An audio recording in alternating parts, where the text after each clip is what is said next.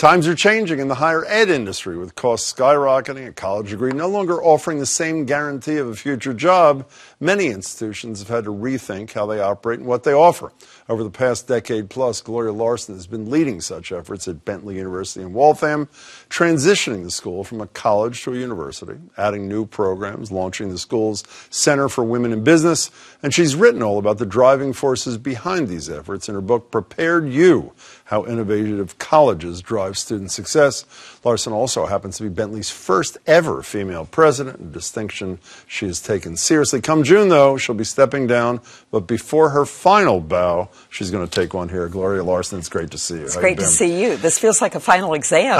Well, we'll see how you do in a couple of minutes. Okay. So beyond being the first woman president at Bentley, you're the first female president of a major business university. When you took over, because of both those things, did you feel an extra layer of pressure? Because you were sort of representing somebody, no? I'm not sure I felt pressure. I did feel like the accidental tourist, kind of finding my way into higher education. I knew a great deal about higher ed policy from some of my past work, but I really didn't know what it was going to like to be sort of terra firma. So what have you done for 11 years to make sure there are more like you to follow you? Maybe not in a university president's chair, but in things you care about, for example, in the business community.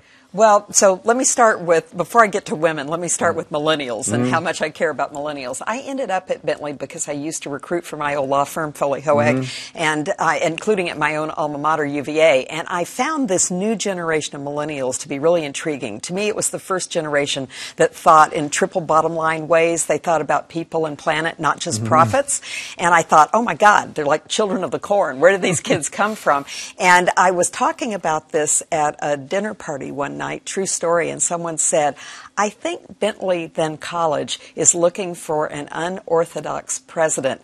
Wonder if they'd be interested in you. So it ended up actually that they were interested, and we had a long conversation and it worked out. So for me, it's been all about how do we build a workforce of the future that matches workforce needs, but also matches what millennials believe in. Well, you know, part of what you did, I know in Prepared You, I've only read excerpts, not the whole thing. I love this. I've always loved, even before you, this hybrid notion. You know, teach business expertise, but mix it with liberal arts. So you develop the full kid into a full human being. That's the notion behind it. We call it fusion. Fusion. Is that really what you call it? Okay. Kind of a highfalutin word for this integration. But yeah, it's really important because it's real hard skills and soft skills, and more the workplace is looking for this T diagram where you have multidisciplinary studies, but you also have real-world experience, and you combine these things in powerful ways so that you have one foot already on the outside practicing while you're learning about really still deep disciplinary knowledge, but also broadly. You know, before, in addition to being the first woman in those two things I mentioned a minute ago, you were part of a trend that developed in Massachusetts.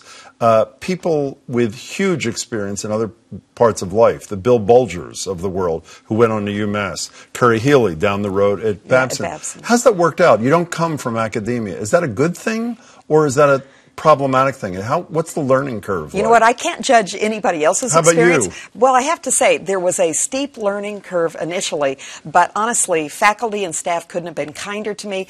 Here's what I think is important, though. You do bring an outside world reality to bear on what has been a bubble world largely in higher ed. There's a business guy from Fifth Avenue who said the same thing about the presidency. Does it apply there too? Well, I don't know about that. I'm not going to touch politics, but I have to say that in my case, bringing that outside world thinking in turned out to be a good thing. It helped us rethink our majors, helped us rethink sort of how we're going to combine the skill sets and the knowledge that kids need by bringing industry to the table. Very few colleges when I got to Bentley were doing that. And then something happened my second year.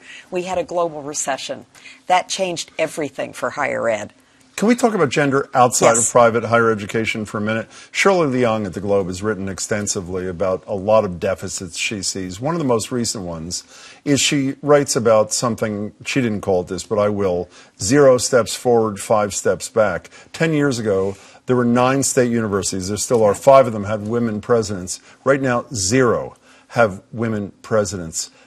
What does that say to you, and what's the fix? Well, I just saw a study that showed for the first time in 10 years in the private sector globally, women have fallen backwards.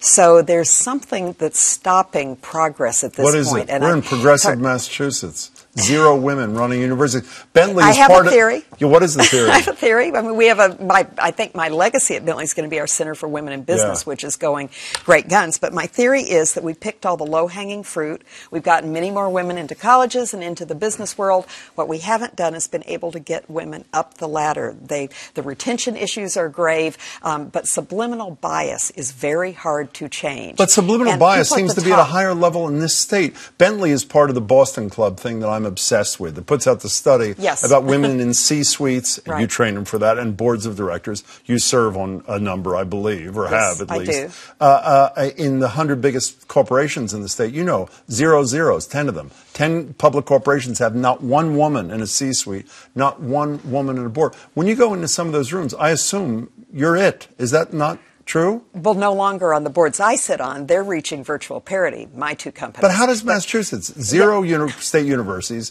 these boards of directors of huge corporations, how do they get away with this in 2018? Because these are taken as one-offs. They're not looking more broadly at the broader picture. If you're looking at the next seat and you say, I have a perfect person in mind, it's Jim Browdy. He's got exactly the qualifications. It's just what happened in the education sector. So you can't fault that decision unless until there are a lot of the same decisions. Exactly, until you start to link those dots. And unfortunately, I think nobody's really doing that in a good way. But here's what changes everything. When a CEO and a chairman of a board say, the next 3 slots are going to women. Are you okay with that? Absolutely. It's essentially a quota system. You okay with it? Yeah, because the prior 6 went to guys. But here's the deal. It has to be equal qualifications. So this notion that I swerved this way and I swerved that way in my big chair on the 95th floor and I couldn't find any women, that's gone out the window now. What are you doing next?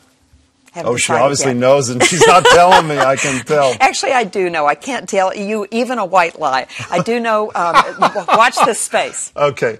Congratulations. Thank you. And by the way, congratulations. You're winning an award at Tufts Medical Center's dinner on April 11th, which I happen to be emceeing. I'm thrilled you're doing that. Ellen Zane. Yes. Named for that award. She's an awesome friend to both of us. Thank you so much.